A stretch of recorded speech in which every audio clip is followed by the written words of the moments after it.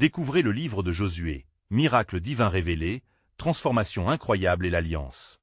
Dans la 3e année de Joachim, lorsque le peuple d'Israël attendait avec impatience l'accomplissement de la promesse, ils se tenaient au bord du Jourdain, leur cœur battant avec une intensité palpable.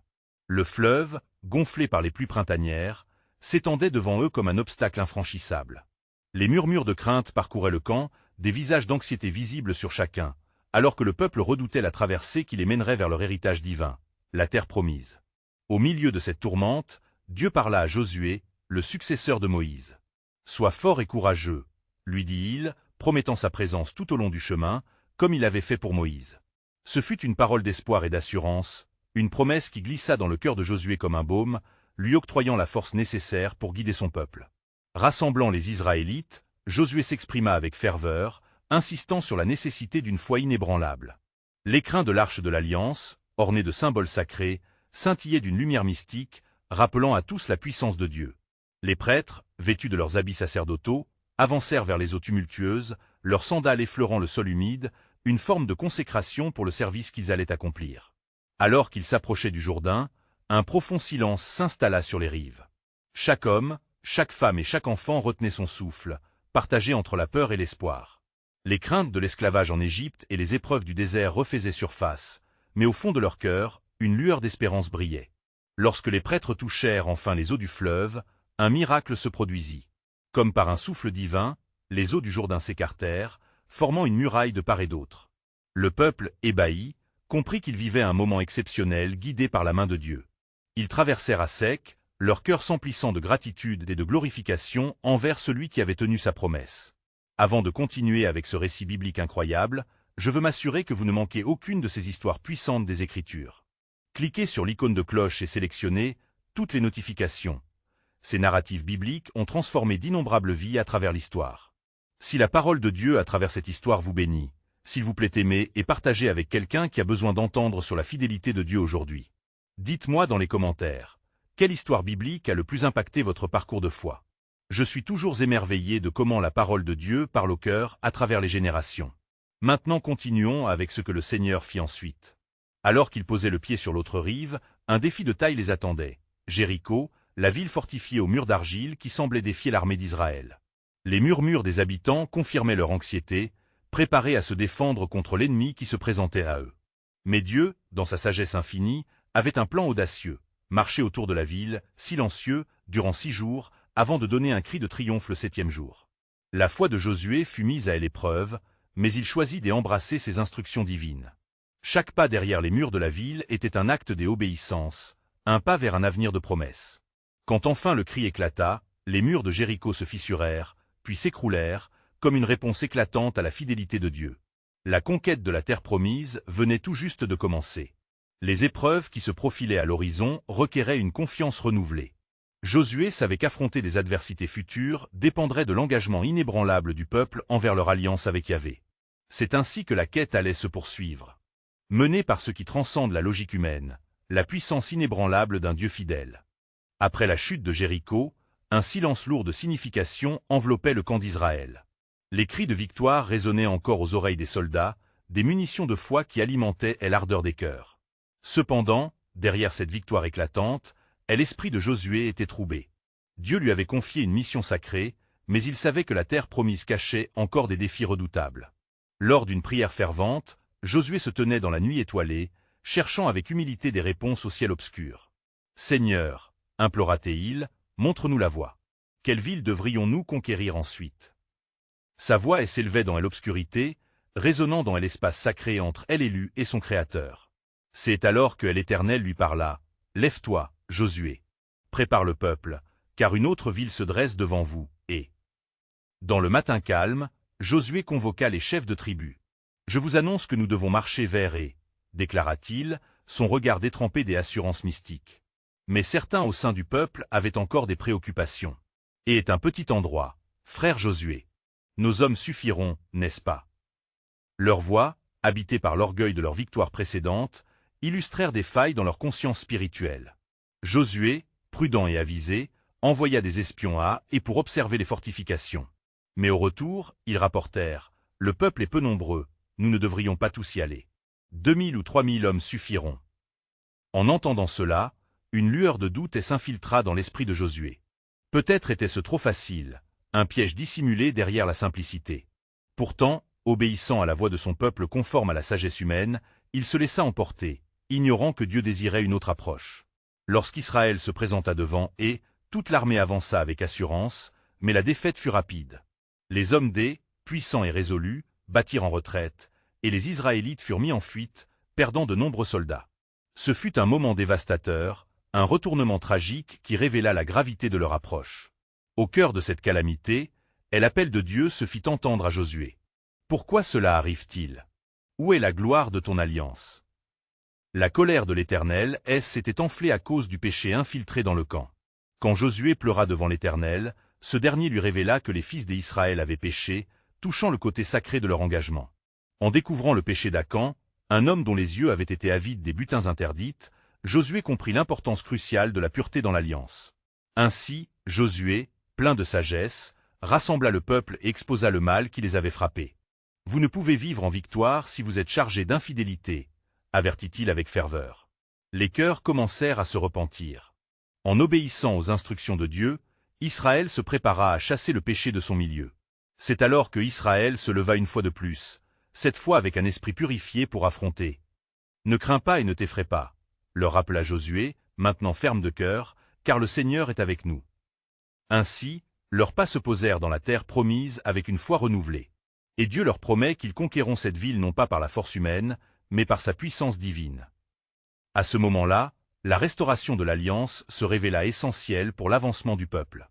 Ce que Israël ignorait, c'est que leur lutte n'était que les prémices d'un plan muche plus grand, car chaque épreuve était une préparation pour ce qui allait venir. « Car je connais les projets que j'ai pour vous, déclare le Seigneur, des projets de paix et non de malheur, afin de vous donner un avenir et de l'espérance. » Jérémie 29, 11. Alors qu'Israël se préparait à affronter une nouvelle détermination émanait de chaque homme. Les murmures de rédemption et d'espoir remplissaient l'air, mais les cœurs pesants de péché avaient encore besoin d'être purifiés. Le camp résonnait d'une foi ranimée, un frisson de divin qui charbonnait au fond des âmes. Josué se tenait devant le peuple, son visage lumineux comme le matin nouveau. « Adonnez-vous à la prière, mes frères et sœurs, » exhorta-t-il. « Car notre victoire ne viendra pas de notre nombre, mais de l'Éternel des armées qui marche devant nous. » L'assemblée se mit à prier, levant les mains vers le ciel, dans l'unité des cœurs. Le deuxième jour, Josué se rendit à la montagne qui surplombait. De là, il scruta le paysage, une toile de défi tissée par les fortifications ennemies.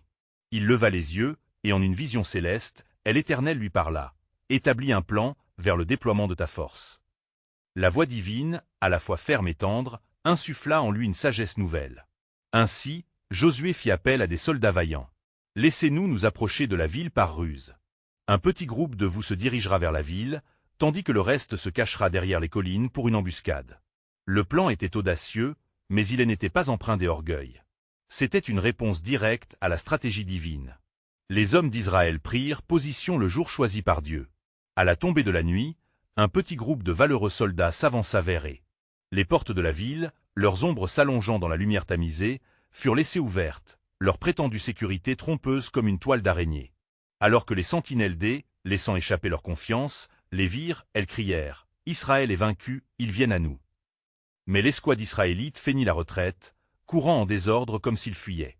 Les hommes dans leur orgueil, se précipitèrent dehors, laissant leurs murs sans défense. À ce moment précis, gros comme le tonnerre, Josué leva sa lance et tendit la main vers la ville. « L'Éternel nous accorde la victoire » hurla-t-il. Les combattants cachés se levèrent, et un cri de triomphe pouvait être entendu comme un éclair frappant d'une tempête. Les soldats pris au piège par la ruse, virent la ville prendre feu. Israélites et Cananéens, confondus alors dans le tumulte de la bataille, la promesse de Dieu se réalisait. Le vent de la victoire soufflait dans le camp d'Israël, comme un souffle divin ravivant la flamme de l'Alliance. Tandis que les membres de la ville tombaient sous la puissance du Seigneur, une ombre se glissa au coin de l'esprit de Josué, une voix intérieure l'alertant de ne pas s'égarer. Il se rappelait les paroles de l'Éternel lors de sa promesse à Abraham. « Je suis avec toi et je te garderai où que tu ailles. » C'était un appel à la fidélité, même dans des moments de gloire. Après la victoire, Josué se tourna vers le peuple qui se rassemblait autour de lui, le cœur ardent et les visages illuminés. « Regardez votre Dieu, Israël. C'est lui qui combat pour nous. Et maintenant, érigeons un autel sur ce lieu comme témoignage. » Alors, dans l'unité des cœurs et des voix, Israël bénit le nom de l'Éternel. La victoire n'était pas seulement assurée, mais un symbole, une étape en vue du but promis. Au milieu de cette célébration, la révélation de Dieu leur fut répétée dans l'esprit. « Car je connais les projets que j'ai pour vous. » L'île ne savait pas encore que leur fidélité serait mise à l'épreuve encore une fois, car des ombres se dessinaient à l'horizon. Vous recevrez de plus grandes révélations, car cette terre a été donnée à un peuple qui doit marcher dans la lumière de Dieu. Les promesses de tel Éternel résonnaient puissamment dans leur cœur. Alors que les échos de la victoire s'évanouissaient dans le crépuscule, Josué leva les mains et invoqua le nom de l'Éternel. « Aujourd'hui, nous avons vu la grandeur de notre Dieu, » déclara-t-il, mais une inquiétude persistait dans son cœur. Tandis que le peuple poursuivait ses chants de louanges, à l'écart, une anxiété sourde lui murmurait des avertissements. Ce n'est pas la fin, mais un commencement. Le lendemain, alors que le soleil se levait comme un nouveau phare sur la terre promise, Josué consulta les chefs des tribus. « Il est bon de louer notre Dieu, » leur dit-il, « mais nous devons aussi chercher sa direction. Ce nouveau chapitre de notre histoire exige discernement. » Alors que les tentes étaient démontées et rangées, l'Éternel parla à Josué. « Lève-toi, car je juge le peuple pour sa désobéissance, » lui révéla-t-il d'une voix grave. Un frisson parcourut l'échine de Josué. Quel péché a-t-il appris du passé, Seigneur? Les récits de telle histoire du peuple d'Israël revinrent à son esprit. Leur traversée de la mer Rouge, la manne donnée dans le désert, et maintenant ce triomphe suré. Pourtant, une ombre de trahison planait sur eux. C'est à cause d'Akan, fils de Carmi, que mon courroux s'est enflammé. Il a pris de ceux qui étaient voués à destruction. La voix de Dieu d'une clarté percutante touchait directement le cœur de Josué. « Rassemble les hommes, et qu'ils se présentent devant moi, qu'ils confessent le péché de leurs frères, » ordonna-t-il. Et conformément à l'instruction divine, les familles furent convoquées, les têtes baissées dans l'angoisse et l'appréhension. À mesure que le dévoilement se poursuivait, la tension palpable s'intensifiait. Akan, mis à jour au milieu des gens, se tenait tremblant de peur. Josué s'approcha, et avec une autorité divine, l'interrogea. « Que as-tu fait » ? « Et, je t'ai menti de ma propre chair, » admit Akan avec désespoir. « J'ai pris un manteau, de l'argent et de l'or, et les ai cachés dans ma tente. Je pensais que personne ne le saurait. » La déclaration de l'homme résonna, comme une proclamation douloureuse dans le silence. Josué fit appel à l'Esprit du Seigneur pour comprendre la gravité du péché d'Akan. « Tu as amené la colère de Dieu sur nous, » déclara-t-il. « À cause de toi, des vies ont été pertes au combat. » Le peuple, outragé par la trahison d'un des leurs, se leva dans un élan de colère sainte. Mais Josué, dans un acte de discernement, sut que la véritable lutte n'était pas contre Akan, mais contre le péché, qui s'infiltrait dans le cœur d'Israël. « Elle éternelle et juste. Il faut purifier ce mal, » dit-il d'une voix ferme mais empreinte de compassion. Ainsi, le jugement tomba sur Akan et tout ce qui lui appartenait. Au-delà du châtiment, l'image d'un peuple purifié se formait devant Josué, une nation rendant à son Dieu toute la gloire.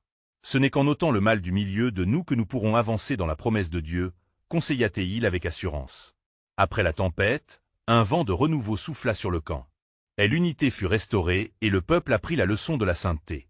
En reprenant la route vers la terre promise, chacun se remémorait ces mots puissants. « Soyez saints, car je suis saint. » Alors que les éclats de voix se levaient de nouveau, une promesse résonna dans le cœur de Josué. « Je vous donnerai cette terre, mais marchons dans l'intégrité. » Le temps de rédemption n'était pas encore achevé, car une révélation plus grande se dessinait à l'horizon. « Car je vais délivrer mon peuple, dit le Seigneur, et dans cette délivrance, vous connaîtrez ma puissance. » Alors que le peuple d'Israël avançait vers la terre promise, la clarté retrouvée par la purification d'Akan apportait une vigueur nouvelle au cœur de chaque homme et femme.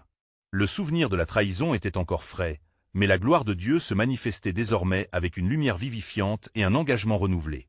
Josué rassembla les chefs des tribus au centre du camp. « Mes frères, écoutez, » commença-t-il, sa voix résonnant avec une autorité sacrée. « Elle éternel est puissant, mais il est aussi exigeant.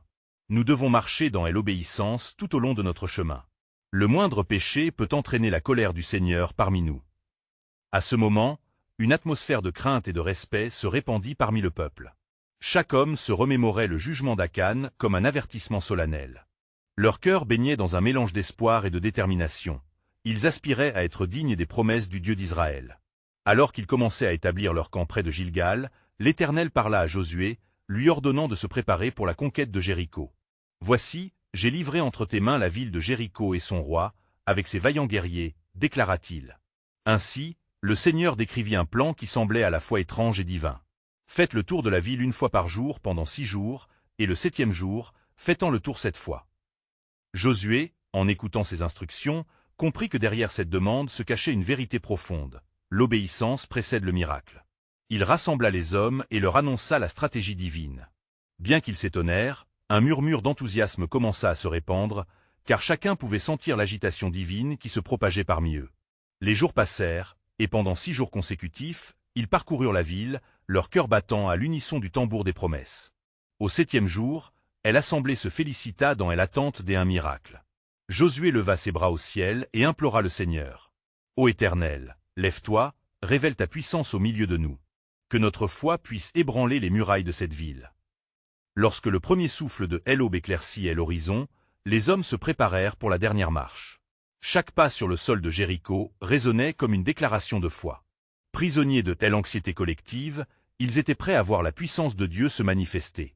Puis, suivant les instructions de Josué, ils entourèrent la ville, battant tambour battant pour éveiller le ciel. Le silence s'épaissit, et la ville, habituellement bruyante, était calme, comme si elle retenait son souffle. Au 7e tour, Josué cria « Maintenant !» À la gloire de notre Dieu, levez la voix. Le son déchaîné résonna comme un cri de guerre. Dans un moment de divine orchestration, les murs de Jéricho s'ébranlèrent, vacillèrent et s'effondrèrent. Une poussière épaisse obscurcit le ciel au fur et à mesure que le miracle se déroulait. Cependant, Josué n'oublia pas l'ordre de Dieu de préserver Rahab et sa famille, qui avaient placé leur foi dans le Dieu d'Israël. Par ce choix, l'Éternel démontrait que sa miséricorde s'étendait au-delà des murs de la ville. Face à cet élan irréversible de la victoire, le peuple d'Israël acclama son Dieu, persuadé des promesses à venir. En ces moments, Josué sut que les événements précédents n'étaient pas que l'écriture d'une histoire, mais la révélation du plan souverain de Dieu. « Car mes pensées ne sont pas vos pensées, et mes voix ne sont pas vos voix », entendit-il résonner dans son esprit. La délivrance promise n'était qu'un début. Rappelez-vous, car dans cette conquête, je révèle ma fidélité. Et quand la terre tremble, c'est moi qui renverse et restaure. Alors que les murs de Jéricho s'effondrèrent dans un tumulte de poussière et de décombres, la joie débordait parmi le peuple d'Israël. Josué se tenait devant les ruines, les mains élevées et le visage illuminé d'une foi renouvelée. L'Éternel avait agi avec puissance, et la promesse de la terre promise était à leur portée. Cependant, un profond silence s'établit lorsque Josué se tourna vers ses hommes. Que chacun reste vigilant, ordonna-t-il. Et l'ombre des périls demeurait. Les habitants de Jéricho, marqués par la défaite, n'étaient pas les seuls à s'inquiéter. Les autres nations alentour observaient, et tout Israël devait se préparer à des combats à venir. Leur victoire n'était qu'un prélude à des conquêtes plus grandes. Le moment est venu pour nous d'avancer, déclara Josué, la voix pleine de détermination. L'Éternel a déjà livré cette ville entre nos mains, et avec cela, nous devons marcher avec sagesse. Et l'obéissance doit continuer à nous guider. Le peuple s'avança, les cœurs bouillonnants d'espoir et de peur.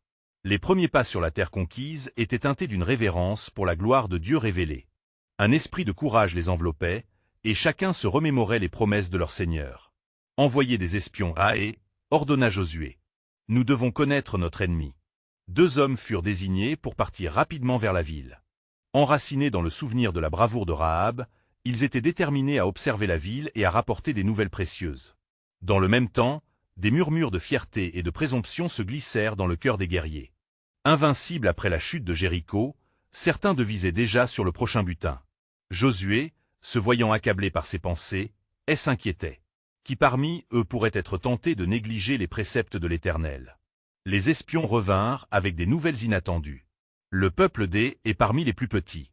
Nous n'avons besoin que de 3000 hommes pour nous en charger, déclarèrent-ils, réjouis de la facilité apparente de la tâche. Sans consulter le Seigneur, Josué envoya ses troupes. Lorsque les Israélites se présentèrent devant ils furent accueillis par les archers du roi, qui, habiles et stratégiques, attaquèrent avec un degré de succès déconcertant. 92 hommes tombèrent, et une peur inexplicable envahit les rangs d'Israël. Josué, réalisant que cette défaite était non seulement inattendue, mais aussi humiliante, se précipita vers Dieu. Dans une intense supplication, il prostrait et leva les mains. « Pourquoi, ô Éternel, as-tu permis cela? Es-tu tombé dans l'abandon de ton peuple ?»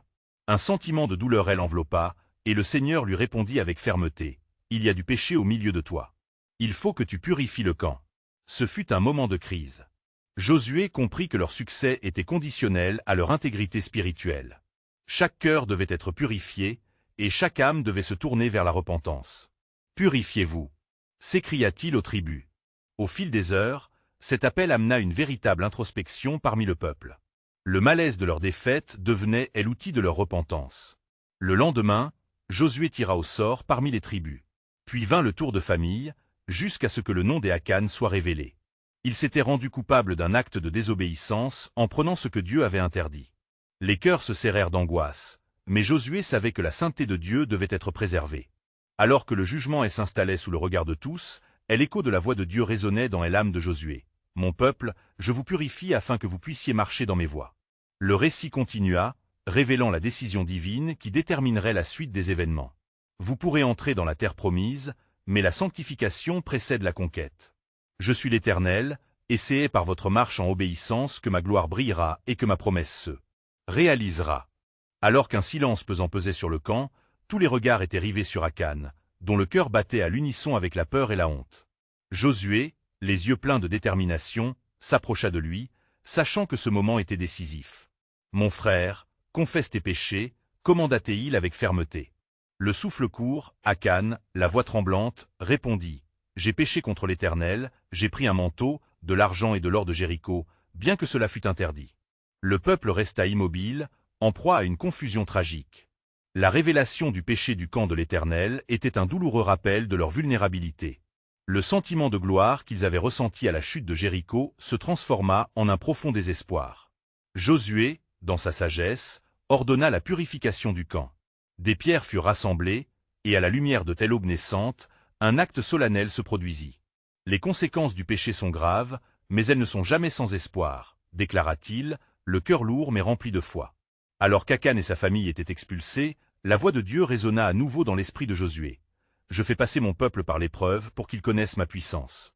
Je cherche la repentance et l'humilité pour restaurer l'alliance. Et avec ces paroles, la transition vers la rédemption commença à se tracer. Le peuple, les larmes aux yeux, se rassembla autour de Josué. Soyez fermes dans l'obéissance, leur dit-il. Notre marche dépend de notre dévotion envers l'Éternel. L'étape suivante de la conquête est proche, mais elle exige que nous soyons une nation unie avec Dieu au centre de tout. À mesure que les jours passaient, les Israélites, encouragés par l'unité regagnée et la repentance collective, se préparèrent à affronter à nouveau et Dieu ne les rejetterait pas, et la promesse d'une terre meilleure leur était toujours destinée. Un nouveau défi se profilait à l'horizon, une seconde possibilité de démontrer leur foi. Sans ne pouvait avancer, car l'Éternel va livrer et entre vos mains, déclara Josué, élevant la voix dans une fervente proclamation. Les hommes et les femmes, désormais réunis sous une même bannière de foi, se préparèrent. Ils sacrifiaient des offrandes dans le temple, parlant des merveilles que Dieu avait déjà faites et des promesses qu'il continuait à honorer. Un stratagème fut élaboré pour la conquête des. Josué choisit quelques milliers d'hommes, mais cette fois, ils ne s'engagèrent pas sans prière. Le peuple consulta le Seigneur, espérant que leur retour à l'obéissance serait suffisant pour raviver la puissance de Dieu parmi eux. L'Éternel, voyant leur désir de réconciliation, répondit avec assurance, « Je suis avec vous. Et n'ayez pas peur, car vous allez voir ma main s'étendre vers vos ennemis. » Alors que Josué remontait vers la ville, il savait qu'il y avait une dimension plus grande dans cette bataille à venir.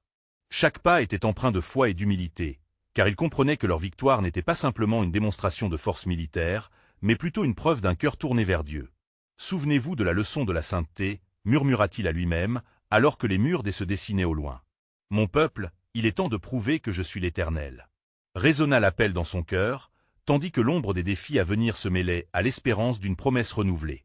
Et au milieu de cette attente, une vérité éternelle s'imposait à lui comme une lumière chaude dans la nuit. Quand l'obéissance manifeste la foi, ma gloire se lève et se révèle. Alors que l'aube se levait sur le camp d'Israël, une douceur inattendue flottait dans l'air, comme une promesse de renouveau. Josué rassemblait les hommes pour un dernier conseil avant la bataille. Des murmures d'anticipation parcouraient la foule, et chaque front se redressait avec l'espoir et la détermination. La leçon du péché d'Akan résonnait encore, mais la voix de Dieu s'élevait également, annonçant la grâce qui accompagnait leur obéissance renouvelée. « Voici, nous marcherons avec foi et force », annonça Josué, la voix claire et forte, apportant réconfort et motivation à son peuple. « Regarde, l'Éternel a promis de livrer et entre nos mains. Allons-nous avancer avec sagesse et prière. » Les murs de cette ville tomberont, car notre Dieu est un Dieu d'alliance. Les hommes se préparèrent, chacun ressentant le poids des batailles passées, mais aussi l'ardent désir de se racheter. Ils rassemblèrent leurs armes, leur cœur battant à l'unisson, comme une armée prête à suivre la voie de leur leader.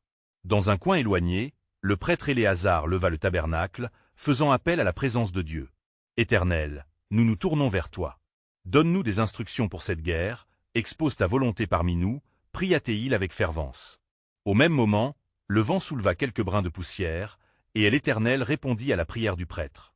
Un silence sacré enveloppa le camp, coupé par la voix puissante qui résonna dans le cœur de Josué. « Envoie des espions pour observer et j'inspirai la stratégie dans leur cœur. » Avec audace, Josué envoya 2 hommes en reconnaissance. Alors qu'ils se glissaient à l'intérieur des murs de la ville, l'atmosphère était tendue. L'angoisse et la stratégie se mêlaient, alors que les espions gravaient des observations essentielles. Ils retournèrent bientôt, le visage illuminé d'enthousiasme. « Si l'Éternel est pour nous, qui sera contre nous ?» Ils sont troublés, car leur crainte de notre Dieu a envahi leur cœur.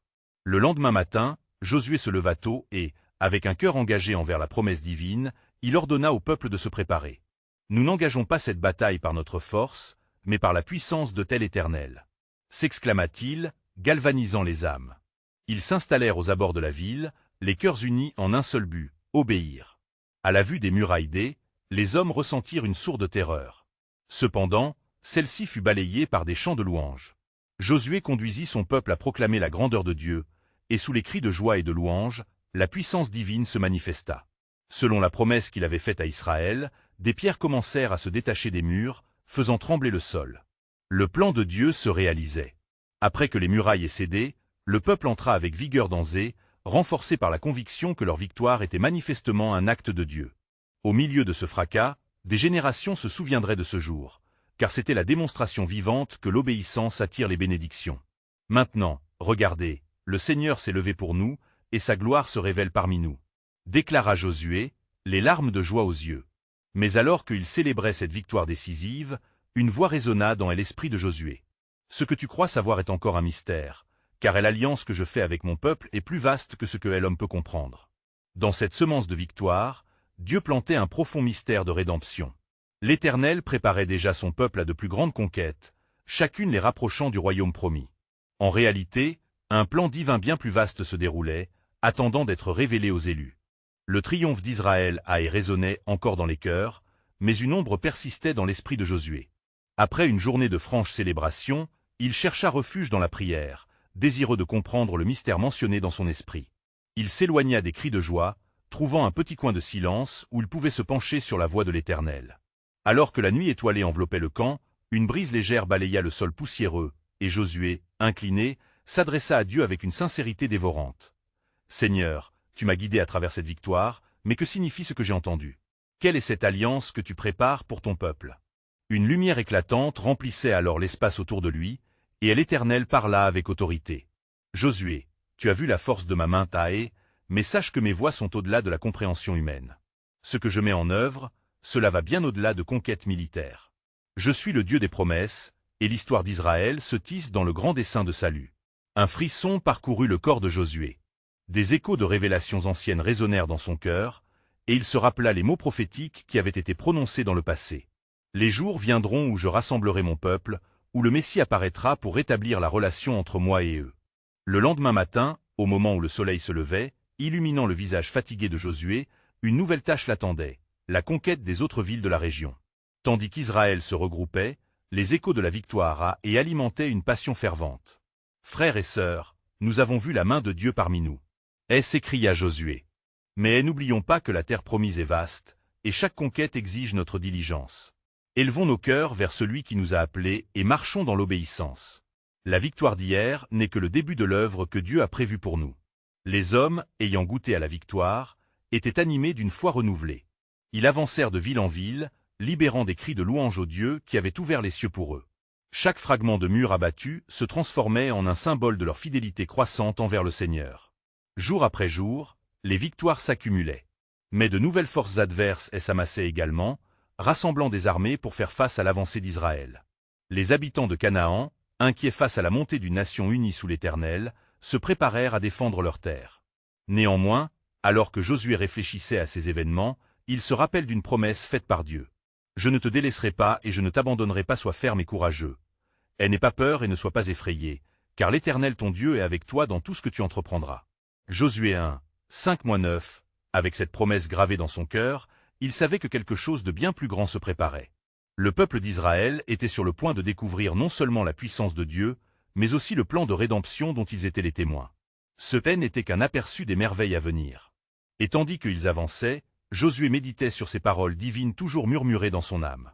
La révélation de la grâce et du jugement de Dieu se profilait à l'horizon, éclipsant les simples conquêtes terrestres. Quand l'ombre du doute se dressera avec force, souviens-toi de ma fidélité, entendit-il comme une assurance divine. La lumière du matin perça l'horizon, révélant le chemin obscurci par elle angoisse, comme une promesse éternelle rappelant que la véritable victoire est enracinée dans la foi. La marche d'Israël traversait des épreuves qui les rapprochaient toujours plus de la terre promise et de son alliance.